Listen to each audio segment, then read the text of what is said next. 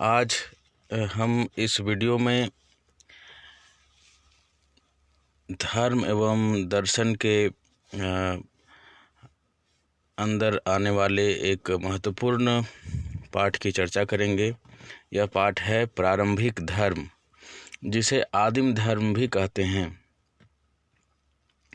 प्रारंभिक धर्म अर्थात आदिम धर्म, जैसा कि इसके नाम से ही विदित है, प्राचीन काल के व्यक्तियों की धार्मिक भावना को प्रकाशित करता है। अशिक्षित असभ्य मानव का धर्म होने के फलस्वरूप इस धर्म में अंधविश्वास, जादू, भ्रम की मात्रा अधिक है। प्रारंभिक धर्म को प्राचीन युग के मानव का धर्म समझना गलत होगा। प्रारंभिक धर्म का सही अर्थ होगा कि असभ्यकालीन युग का धर्म। यह धर्म वर्तमान युग में भी असभ्य लोगों एवं बच्चों में वर्तमान है। प्रोफेसर ब्राइटमैन ने प्रारंभिक धर्म के संबंध में यह कहा है कि प्रारंभिक शब्द का प्रयोग यह निश्चित करता है कि मानो यह अत्यंत ही प्राचीन एवं धर्म की पहली अवस्था हो। यह पूर्णतः सत्य नहीं है। धर्म की प्रारंभिक अथवा आधुनिक युग में भी विश्वास रह जाती है। वस्तुतः होता यह है कि जिसे हम प्रारंभिक अवस्था कहते हैं, धर्म की प्रारंभिक अवस्था कहते हैं, उसका अवशेष और एक नींव के रूप में वो आधुनिक समय में भी विद्यमान रहता है। प्रारंभिक धर्म को प्रारंभिक धर्म इसलिए कहा जाता है क्योंकि दूसरा शब्द इसका चित्र उपस्थित करने में असफल रहता है। यूँ कहें कि उस समय की जो धार्मिक भावना थी उसे इसी शब्द द्वारा अभिव्यक्त किया जा सकता है। दूसरी बात यह है कि प्रारंभिक धर्म प्राचीन काल के व्यक्तियों के धार्मिक विचारों का स्पष्टीकरण है। जिस समय मनुष्य को इतना चीज़ों का ज्ञान नहीं था, जगत और संसार के चीज़ों के बारे में, उत्पत्ति और उसके जो प्रादुर्भाव होती थी, इसके कारण पता नहीं थे। छोटी छोटी बातों का भी कारण पता नहीं था। तो जब प्राकृतिक घटनाएं हुआ करती थीं तो इनसे मनुष्य जब डरता था तो इसके पीछे एक ईश्वरीय शक्ति की कल्पना करता था और यही एक धर्म का आधार था। इसे यूँ समझा जाए कि जब मनुष्य या तो आश्चर्यचकित होता था, जैसे मनुष्य चल फिर रहा है, जीवित है, बात कर रहा है, लेकिन अचानक कुछ ऐसी अवस्था हुई और वो मर गया और उसका शरीर शिथिल पड़ गया। तो इस समय जो समाज के लोग या अगल बगल के लोग ये देखते थे कि अभी तो ये चल रहा है और अचानक से ये मर गया, इसके अंदर से कुछ चीज़ें ऐसी निकल गई जिससे ये निष्क्रिय हो गया, तो उसको वो अलग नाम देते थे। उसके अंदर एक अलग शक्ति समझ लेते थे कि उसके अंदर एक शक्ति थी जो निकल गई और वो निष्क्रिय हो गया, और जो हरदम जीवित ही रहती है, दिखाई नहीं देती है। और दूसरी बात, जो प्राकृतिक घटनाएं घटती थी, चाहे वो भूत प्रेत या बाढ़, आपदा, आग, ये सब बड़ी घटनाएं होती थी, तो उसके पीछे वो किसी न किसी ईश्वरीय शक्ति का हाथ समझता था। और समझता यह था कि अगर ईश्वरीय शक्ति ऐसा इसलिए कर रही है, जो हमसे नाराज है, हम उसे अगर प्रसन्न करेंगे तो ये ईश्वरीय शक्तियाँ हम लोग को क्षति नहीं पहुंचाएंगी। इस तरह की बात थी।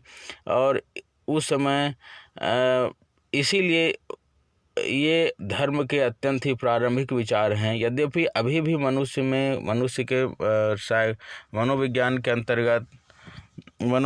अंतर्गत बोलिए, अरे मनुष्य के अंतर्गत अभी भी वो विद्यमान है, वो सारी चीज़ें। प्रारंभिक धर्म के विभिन्न रूप हैं। जैसे प्रारंभिक धर्म पर जब हम दृष्टिपात करते हैं तो धर्म के विभिन्न रूप आते हैं। यद्यपि प्रारंभिक धर्म के विभिन्न रूपों की निश्चित संख्या निर्धारित करना कठिन है, फिर भी प्रारंभिक धर्म के विभिन्न रूपों को व्यक्त करने का प्रयास धर्म दर्शन में हम पाते हैं। और प्रारंभिक धर्म के मुख्य रूपों में निम्नलिखित रूपों की चर्चा की जा सकती है। जैसे जीववाद, जिसे एनिमिज्म कहते हैं, प्राणवाद जिसे स्पिरिटिसिज्म कहते हैं, फिटिशवाद, मानववाद, टोटमवाद, ये सब प्रारंभिक धर्म के एक अलग अलग रूप हैं। हम अगली वीडियो में अन्य और इन सभी का जो प्रारंभिक धर्म के रूप हैं, जैसे जीववाद, प्राणवाद, फिटिशवाद, मानववाद, टोटमवाद की अलग से चर्चा करेंगे। और हम यहाँ देखते हैं कि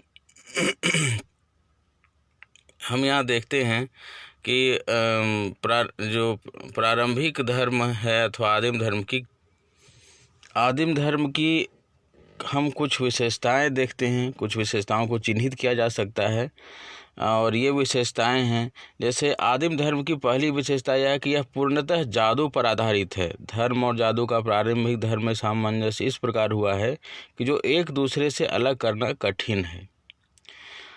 आदिम धर्म विभिन्न प्रकार के अंधविश्वास से परिपूर्ण है। प्राचीन काल में लोगों की यह धारणा थी कि यदि किसी व्यक्ति का नाखून उसके शत्रु के हाथ में लग जाए तो उस व्यक्ति की हानि होती है, या युद्ध करने से पहले यदि किसी देवता पर यदि किसी प्राणी का खून चढ़ा दिया जाए तो उससे मृत्यु नहीं होगी लड़ने वाले की, या जान माल की क्षति नहीं होगी। दूसरी बात है, आदिम धर्म की तीसरी विशेषता है कि ये कार्य कारण सिद्धांत का विचार नहीं करता था। ये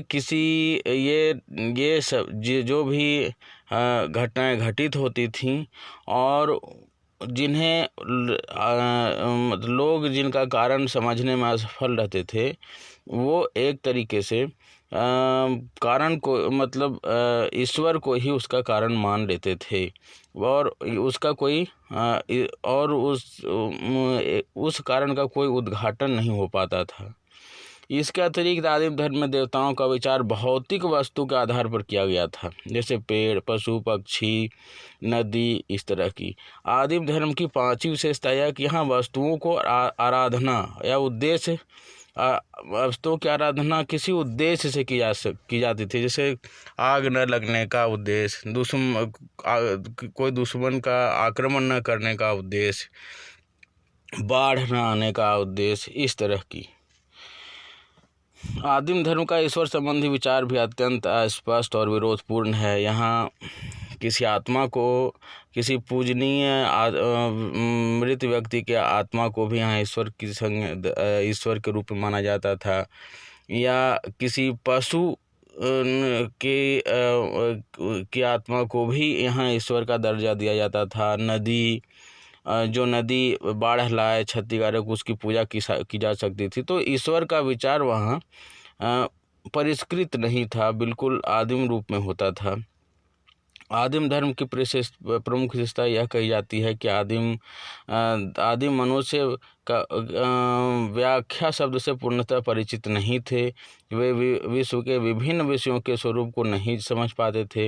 इसका परिणाम यह हुआ कि उन्होंने जीव और अजीव, मनुष्य और पशु, मन और शरीर आदि विषयों के बीच निहित विभिन्नताओं को नहीं समझा। उन्होंने मन और शरीर, जीव और अजीव, मनुष्य और पशु, विराट आत्मा और व्यक्तिगत आत्मा, समष्टि आत्मा, व्यक्तिगत आत्मा जिसे हम कहते हैं, समष्टि आत्मा मतलब ईश्वर, और व्यक्तिगत आत्मा जैसे मनुष्यों की आत्मा, इनका विचार और इनके संबंधों का विचार नहीं कर पाते थे।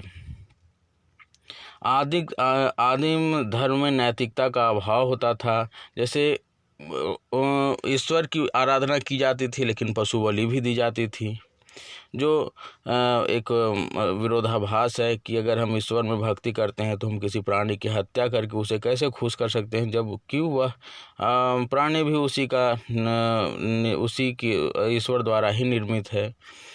आदिम धर्म में व्यक्तिवादी दृष्टिकोण का अभाव पाते हैं। फिर आदिम धर्म में मनुष्य शुभ और अशुभ, उचित और अनुचित के अंतर को समझने में समर्थ नहीं था। नैतिकता का विकास व्यक्तित्व के विकास के फलस्वरूप होता है। आदिम धर्म में व्यक्तित्व का विकास नहीं हो पाया था, जिसके फलस्वरूप आदिम मनुष्य नैतिक विचारों का हृदयंगम नहीं कर पाते थे। ये था आदिम धर्म या प्रारंभिक धर्म के बारे में कुछ बातें थी। हम प्रारंभिक धर्म के प्रकार को अलग से समझेंगे। आज यहाँ इतना ही